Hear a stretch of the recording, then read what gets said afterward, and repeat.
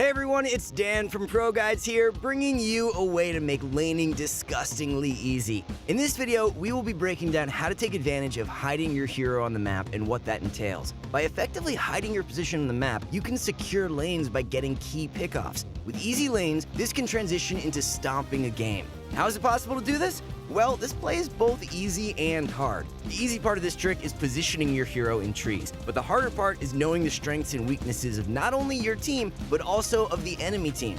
Before we get into the video though, here is the question of the day. What hero do you want nerfed to the ground? Now, without further ado, let's get straight into the video.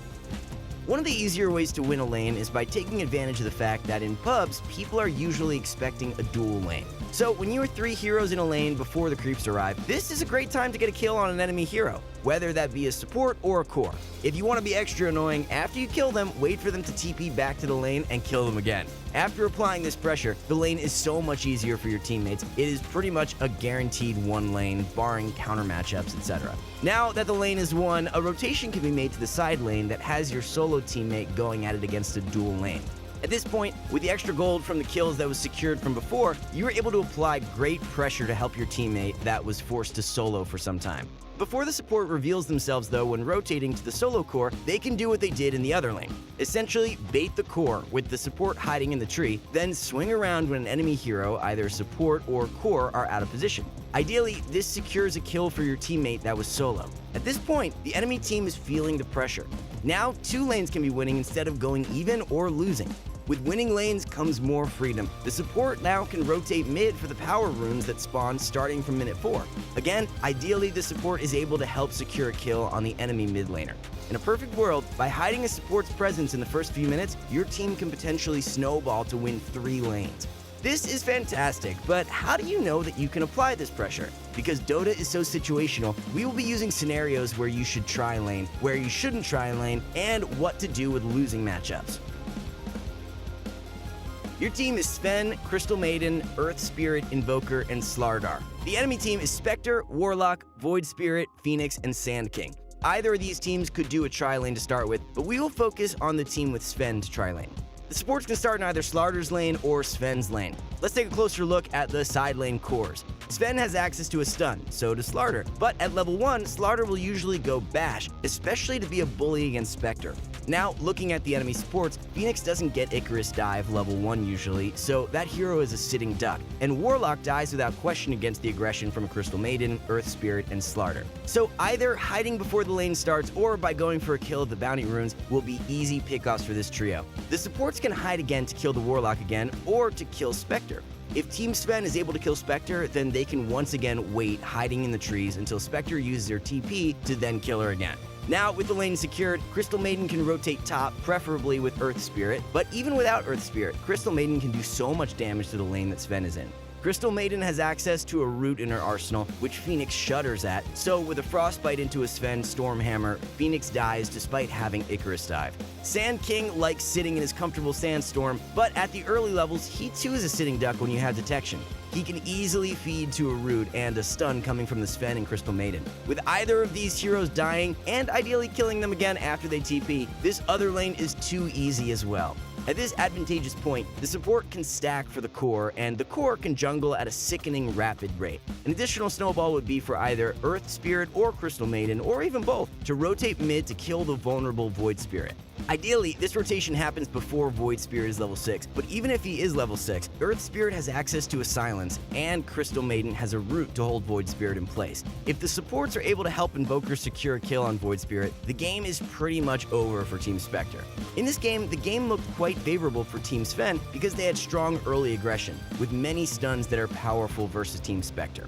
When considering whether to try lane or not, consider how many stuns your team has, what nukes and what slows your team has. With that being said, you also have to consider the same thing for the enemy team. What is their potential compared to yours? If you think yours is stronger, that is the time to apply pressure and hide in those trees. But what do you do if your spells are equal to the enemy team's spells? This is where we will examine scenario 2 in order to see what potential a team has when the lane matchups are rather even.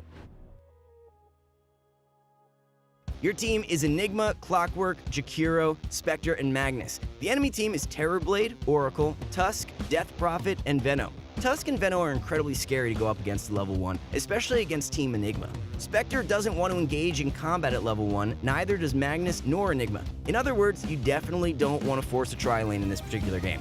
It is not suitable with the passive cores that you have, despite Clockwork and Jakiro being one of the best heroes of trading at level 1. In fact, I think it would make your game worse to force a tri-lane in this situation. Your supports would die, which would lead to an underfarmed Spectre, and Enigma would be vulnerable to getting dove under his tower without having Clockwork in the vicinity to protect him. As an alternative, it would be more beneficial to prioritize stacking, rather than trying to go for early kills.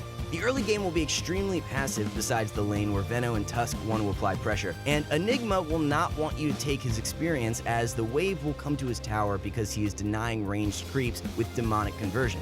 In these types of games, as a support, it can feel as though you are doing nothing, but don't feel that way. If your cores are farming well, that is exactly what you want. Not to mention that as a support, you can accelerate their farming speed by getting them as many stacks as you can possibly afford to without leaving your cores vulnerable to ganks. In other words, be mindful of what your team is capable of and respect the enemy team's aggression capabilities. This does take time to master because of all the different possible combinations that are possible in Dota, but by thinking about it every single game, it becomes easier and easier to implement into your gameplay. The right decision in the early game can make the difference between a won and a lost game. Not only that, but the game can be significantly easier if you're able to recognize the strengths and weaknesses of your team and the enemy team. How about a situation where your lanes are favored to lose? Let's look at another scenario.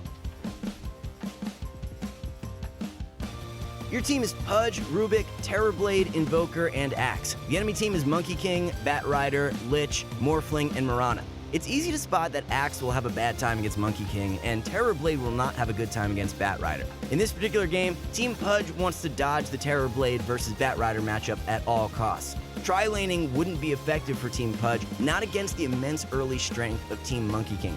Whenever the lanes are this atrocious, try your best to get lane swaps. Otherwise, the enemy team may be able to stomp you right off the bat. Simply put, be aware of the hard counters to your heroes. With that said, Axe and Pudge aren't the best to deal with a Bat Rider and Mirana. In fact, it will probably still be a lost lane, but at least the game won't be lost because Terrorblade can have a game by laning against Monkey King and Lich. Again, Terrorblade isn't happy in this matchup either, but the Terrorblade can quickly and safely transition to his jungle in order to escape the wrath of Team Monkey King. Meanwhile, at mid, Invoker will be doing mediocre versus the Morphling. Neither are able to kill each other, and Morphling doesn't have a setup for an arrow, which means that it will be hard to gank Invoker with a Mirana. In other words, there won't be much pressure applied to mid. Invoker will truly change the tempo of this game since the other two lanes weren't promising. Eventually, over time, Invoker and Terrorblade are an insane combo that will be able to win Team Pudge some teamfights. Just because the lanes are less than desirable doesn't mean the game is over, but you do have to adjust accordingly. In the worst case scenarios, such as the one above, do everything in your ability to avoid hard counter matchups. Otherwise, you could quickly lose games. That being said, Invoker and Terrorblade is a broken combo in the meta right now that has amazing comeback capability. Even with having two losing matchups, this game could still be turned around into a victory by avoiding the hard counter matchups. Thanks for taking the time to watch this video on how to win games with a single play. I hope this play will help you secure some easy MMR. This play is quite easy to execute once you understand the harder element to it, which is basically understanding the early power spikes of different heroes. Thanks again for watching, and I will see all of you in our next video.